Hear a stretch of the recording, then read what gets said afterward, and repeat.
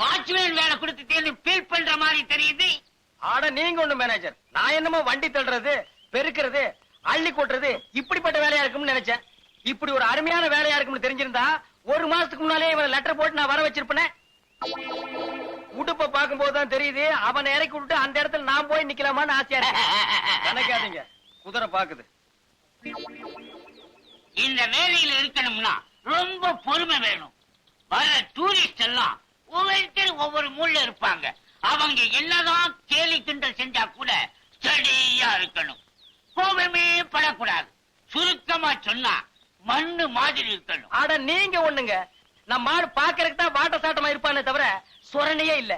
வேணா நீங்க கிள்ளி பாருங்க.